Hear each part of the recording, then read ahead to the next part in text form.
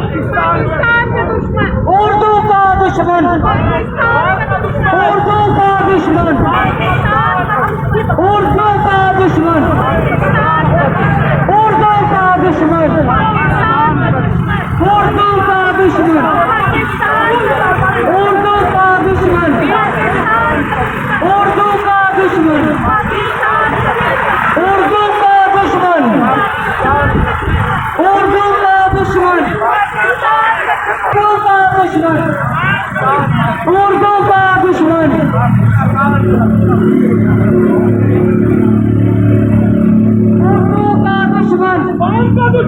उर्दू का दुश्मन, कौम का दुश्मन, उर्दू का दुश्मन, उनको कौम का दुश्मन, उर्दू का दुश्मन, कौम का दुश्मन। नफाज पाकिस्तान तहरीक नफाज उर्दू के सदर हैं, उनसे इल्तमास करूंगा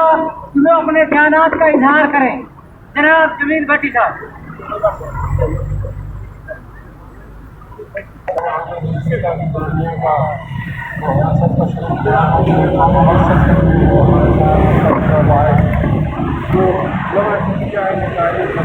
पाकिस्तान की जो बात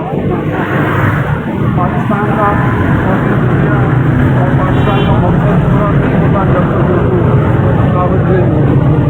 मतलब ये कि जो हमने तरक्की की है वो आवाम तक उसी वक्त पहुँच सकेगी जब सारा काम उर्दू में होगा। अभी ना आवाम को अपने हुकूक का पता है, ना अपने फ़राइज़ का पता है, जिसकी वजह से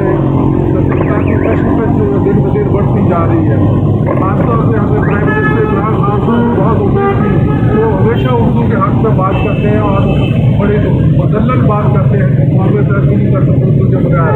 लेकिन उनके इर्द गिर्द जो लोग जमा है, ब्यूरोक्रेसी है और कुछ जो वेस्टेड माफिया है अंग्रेजी मीडियम का,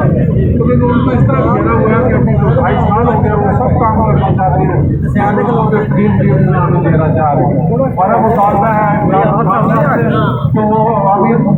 कारोबार को, अवामी जज्बात को, अवामी ज़रूरत को, अवामी ज़रूरत को समझे और इस कौम से जान छुड़ाए और जल्द अज जल्द मुल्क में जो दाखिल करें, ताकि ये तरक्की की जो सफर हमने हासिल की है सरकार के सबसे मिलजुल के ये आवाम तक पहुँच सके, बलूचिस्तान तक पहुँच सके, सिंध तक पहुँच सके। दूसरा यही वो ज़ुबान है जो कौमी यकजहती की ज़ुबान है। सारा कारोबार, ट्रांसपोर्ट का कारोबार, रेल का कारोबार, मंडियों का कारोबार, सारा मुकामी ज़ुबान में जो उर्दू में होता है। लेकिन चंद दफातर हर जिले में इतिहास चुनाव में जो सरकारी दफातर है उनसे नहीं दिक्कत जिसकी वजह से आवाम तक इसके जो फायदे हैं वो नहीं पहुँच रही। तो हमारा गवर्नमेंट से खासतौर पर उम्मीद है और प्रोड्यूसर वालों से भी बाकी मिसाइल तक आगे भी पैदा करने के लिए